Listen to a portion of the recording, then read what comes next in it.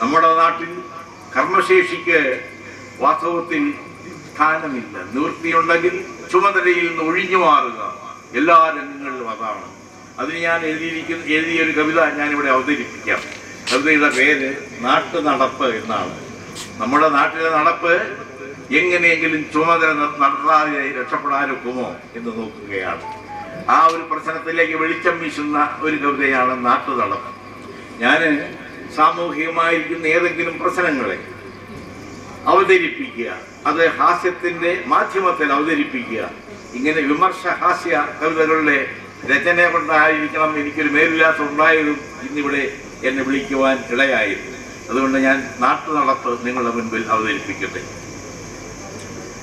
നാട്ടു നടപ്പ്.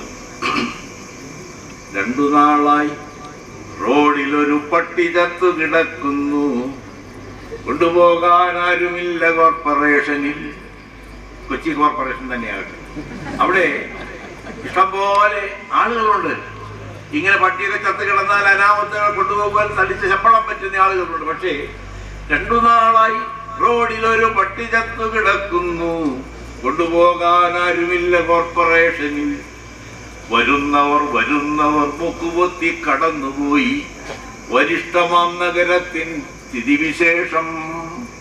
ഇതിന് വേറെ ശമ്പളം പറ്റുന്ന ആളുകളുണ്ടെന്നുള്ളതുകൊണ്ട് കണ്ടവരും വേറെ ഒന്നും ചെയ്തില്ല, അവരും മൂക്കുപൊത്തിക്കൊണ്ട് കടന്നു പോവുകയാണ് ചെയ്യുന്നത്. അങ്ങനെ വരിഷ്ഠമായ നഗരത്തിന്റെ സ്ഥിതിവിശേഷം ഏതാണ്ട് ഇങ്ങനെ കിടക്കുകയാണ്. പട്ടിയത്ത് റോഡിൽ കിടന്നാൽ അവിടെ കിടന്ന് നാറ്റം പിടിക്കും എന്നർത്ഥം. അങ്ങനെ ഒരു പള്ളിയുടെ മുൻപിലായിരുന്നു ഈ പട്ടി ചത്ത് കിടന്നത്. അപ്പോൾ ആ പള്ളിയിലെ പുരോഹിതനുണ്ടല്ലോ, അയലത്തെ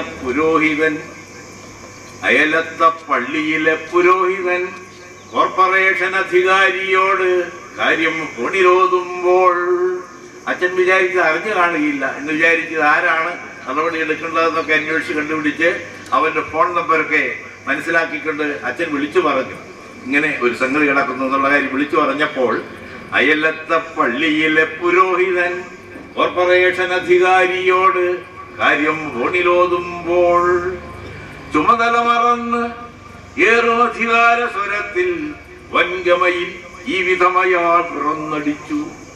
ഇയാൾ കർത്തവ്യത്തിലേക്ക് പോവുകയല്ല, വൻഗമയിൽ ഈ വിധമയാൾ തുറന്നടിച്ചു. എന്താ പറഞ്ഞത്?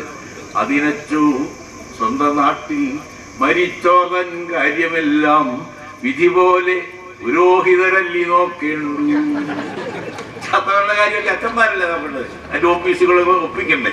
അതുകൊണ്ട് അതിനച്ചോ സ്വന്തം നാട്ടിൽ മരിച്ചോതൻ കാര്യമെല്ലാം വിധി പോലെ പുരോഹിതരല്ലി നോക്കേണ്ടു. ഇതാണ് നമ്മുടെ നാട്ടിലെ കർമ്മശേഷി അല്ലെ നാട്ടു നടപ്പ്. പക്ഷേ അച്ഛൻ തീരെ മോശക്കാരനായിരുന്നില്ല. പുരോഹിതൻ തിരിച്ചോതി, പ്രിയപ്പെട്ട സുഹൃത്തേ, താൻ പറഞ്ഞതിൽ കാര്യമുണ്ട്, സമ്മതിച്ചു ഞാൻ. കുറച്ചു കാര്യമില്ലേ? സമ്മതിച്ചു ഞാൻ. പക്ഷേ ആരെങ്കിലും മരിക്കുമ്പോൾ അടുത്ത ബന്ധുവെ കാര്യമറിയിക്കുന്നത് നാട്ടു നടപ്പല്ലയോ? അതിനാൽ വിളിച്ചു ഞാനും ക്ഷമിച്ചാലും അടിയേറ്റോരധികാര ഗർഭസർപ്പം പതി താഴ്ത്തുന്നു.